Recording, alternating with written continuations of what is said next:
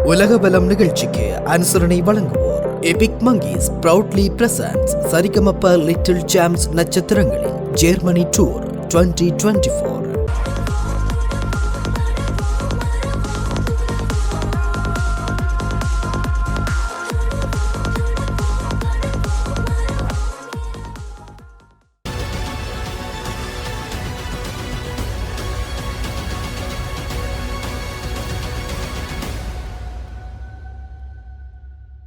தன் கணவர் சார்ல்ஸுடனான திருமணம் முறிய காரணம் கமிலால தன் கணவரை சுட்டியிருப்பவர்கள் தான் என இளவரசி டயானா தனது மரணத்துக்கு முன் தன்னிடம் கூறியதாக தெரிவித்துள்ளார் ராஜ குடும்ப நிபுணர் ஒருவர். இன்று கமிலா இருக்கும் இடத்தில் இருந்திருக்க வேண்டியவர் இளவரசி டயானா. இன்னமும் பிரித்தானியாவில் பலருக்கும் அந்த எண்ணம் உண்டு என்பதை மறக்க முடியாது. ஆனால் வரும் 36 வயதில் அகால மரணம் அடைந்து விட்டார் அவர். வாழ்ந்து கொஞ்ச காலம் கமிலா தன் வாழ்வை நாசமாக்கிவிட்டதாக குற்றம் சாட்டிக் கொண்டு முன்னாள் கணவர் சார்ல்ஸையும் ராஜ குடும்பத்தையும் வெறுப்பேற்றும் விதத்தில் உடை அணிந்து கொண்டு புதிதாக காதலர்களை தேடிக்கொண்டு சர்ச்சையிலேயே கடந்து சென்றது அவர் வாழ்ந்த காலம். அப்படி கமிலாவை கருத்து கொட்டிக் கொண்டிருந்த டயானா தன் திருமணம் முறிய காரணம் கமிலா அல்ல என தன்னிடம் கூறியதாக தெரிவிக்கின்றார் ராஜ குடும்ப நிபுணர் ஒருவர். டயானாவின் மரணத்துக்கு முன் டயானாவை சந்திக்க தனக்கு வாய்ப்பு கிடைத்ததாக தெரிவித்த அவர் சார்ல்ஸுடனான தன் திருமணம் முறிந்ததற்கான காரணம் குறித்து டயானா தன்னிடம் பேசிக் கொண்டிருந்ததாக தெரிவிக்கின்றார். அப்போது தான் கமிலாவை குறித்த பேச்சை எடுத்ததும் என் திருமண வாழ்வை கெடுத்தது கமிலா அல்ல என்றாராம் டயானா. என்ன கமிலா இல்லையா? அப்படியானால் எத்தனை ஆண்டுகளாக கமிலாவை குறித்து தானே இவர் குற்றம் சாட்டிக் கொண்டிருக்கின்றார் என அவர் மனதுக்குள் எண்ணிக்கொண்டிருக்க, என் கணவரை சுற்றியிருப்பவர்கள் தான் என் திருமணம் முறிந்ததற்கு காரணம் என்றாராம் டயானா. ஒரு ராஜ குடும்பம் திருமணத்தை நீட்டிக்க செல்வது அதை சுற்றியிருக்கும் சூழல்தான் நாம் மிகவும் வலிமையாக இருந்ததாக வேண்டும். உண்மையில் நான் இருந்த நிலையை விட இன்னும் முதிர்ச்சியுடன் இருந்திருக்க வேண்டும் என்று கூறினாராம் டயானா. ஆனால் தன் திருமணம் முறிய காரணமாக இருந்த சார்ல்ஸை சுற்றியிருந்த அந்த நபர்கள் யார் என்பதை குறிப்பிடவில்லை டயானா. சிங்கப்பூர் பிரதமர் லீ சியன் லூங் 20 ஆண்டுகளுக்கு பின் பதவி விலகுவதாக அறிவித்தார். ஆசிய நாடான சிங்கப்பூரின் பிரதமராக பதவி வகித்து வந்தவர் லீ சியன் லூங். 72 வயதாகும் இவர் 2004ஆம் ஆண்டு முதன்முறையாக பிரதமரானார். அதைத் தொடர்ந்து 20 ஆண்டுகளாக பிரதமராக இருந்து வருகின்றார். இவரது கட்சியின் மந்திரி எம்பிக்கள் மீது ஊழல் குற்றச்சாட்டுகள் சுமத்தப்பட்டதை தொடர்ந்து இவர் பதவி விலகினார். இந்த நிலையில் கட்சியின் பொதுச் செயலாளராகவும் உள்ள லீ சியன் லூங் மே 15ஆம் தேதி பதவி விலகுவதாக அறிவித்துள்ளார். அத்துடன் அதே நாளில் நிதி அமைச்சராக உள்ள லாரன்ஸ் வெங் புதிய பிரதமராக பதவி ஏற்பார் என்றும் அவர் தெரிவித்துள்ளார். கோவிட்-19 தொற்று நோய் தீவிரமாக இருந்த காலகட்டத்தில் லீ சியன் லூங் தனது 70 வயதை எட்டுவதற்கு முன்பே பதவி விலக எண்ணியிருந்தார் என்பது குறிப்பிடத்தக்கது. பிரித்தானியாவில் தனிப்பட்ட பாதுகாப்பு தொடர்பான சட்ட போராட்டத்தில் இளவரசர் ஹரி பின்னடை அடைந்துள்ளார்.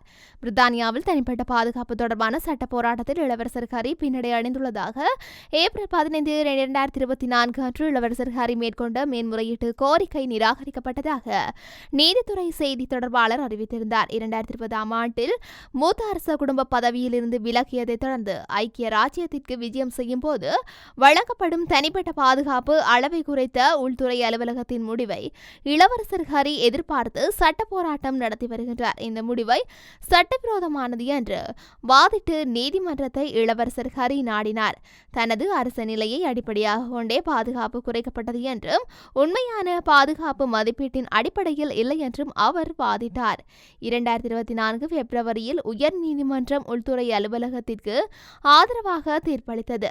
முடிவெடுக்கும் செயல் நியாயமற்றது என்றும் ஹரியின் நிலைமை மாற்றம் அவரது பாதுகாப்பு தேவைகளை மறுபரிசீலனை செய்வதற்கு நியாயப்படுத்துகின்றது என்றும் நீதிபதி தீர்ப்பளித்தார். இந்த ஆரம்ப மேன்முறையீட்டு மனு நிராகரிக்கப்பட்ட போதிலும் தனது வாழ்க்கை நேரடியாக மேன்முறையீட்டு நீதிமன்றத்தில் விசாரணைக்கு எடுத்து செல்லும் வாய்ப்பு இளவரசர் ஹரிக்கு இருக்கிறது. ஈரான் அணு ஆயுதங்களை உருவாக்கியதற்கான ஆதாரம் இல்லை என்றும் பிராந்தியத்தில் சமீபத்திய பதற்றங்களை கூட ஈரானின் அணுசக்தி தளங்களை சீர்குலைக்கவில்லை என்றும் சர்வதேச அணுசக்தி நிறுவனத்தின் இயக்குனர் ரவேல் கரேசி தெரிவித்துள்ளார். தெரிவித்துள்ளார். ஈரானின் அணுசக்தி திட்டத்தில் ஏற்பட்டுள்ள புதிய முன்னேற்றங்கள் குறித்து செய்தியாளர்கள் கேட்டபோது அவர் இவ்வாறு தெரிவித்துள்ளார். இது குறித்து மேலும் தெரிவிக்கையில், ஈரான் அதிக அளவில் செறிவூட்டப்பட்ட யுரேனியம் இருப்புகளை கொண்டிருப்பதாக சில அரசியல் கூற்றுகள் சர்ச்சையை ஏற்படுத்துவதால் அந்த நாட்டில் அணு ஆயுதங்கள் உள்ளன என்று அர்த்தமில்லை. ஏஜென்சியை பொறுத்தவரை நிச்சயமாக பொது கருத்துக்களை வெளியிடும் போது நாம் கவனமாக இருக்க வேண்டும். ஈரானிடம் அணு ஆயுத திட்டம் உள்ளது என்பதற்கான எந்த தகவலும் அல்லது அறிகுறிகளும் எங்களிடம் இல்லை. ஈரானில் உள்ள எங்கள் ஆய்வாளர்கள் ஈரானிய அரசாங்கத்தால் அனைத்து அணுசக்தி தளங்களுக்கும் பாதுகாப்பு காரணங்களுக்காக மூடப்பட்டதாகவும் ஆய்வுகளை தொடர நேற்று மீண்டும் திறக்கப்பட்டுள்ளதாகவும் தெரிவிக்கப்பட்டது. ஆனால் எங்கள் ஆய்வாளர்கள் இன்று முதல் பணியை தொடங்குவார்கள். ஈரானுக்கும் ஏஜென்சிக்கும் இடையிலான ஒத்துழைப்பு நிலையானது பரவல் தடை ஒப்பந்தத்தின் கொள்கைகள் மற்றும் ஒப்பந்தங்களை பாதுகாக்கின்றது. 2015 கையொப்பமிடப்பட்ட கூட்டு விரிவான செயல் திட்டத்திலிருந்து அமெரிக்கா ஒருதலைபட்சமாக விலகியதற்கும் ஒப்பந்தத்தின் கீழ் தங்கள் கடமைகளை நிறைவேற்றுவதில் ஐரோப்பிய கட்சிகள் தாமதப்படுத்தியதற்கும் 2 ஆண்டுகளுக்கு பிறகு ஈரான் தனது கடமைகளை குறைக்க ஒப்பந்தத்தின் அடிப்படையில் நடவடிக்கைகளை எடுத்தது.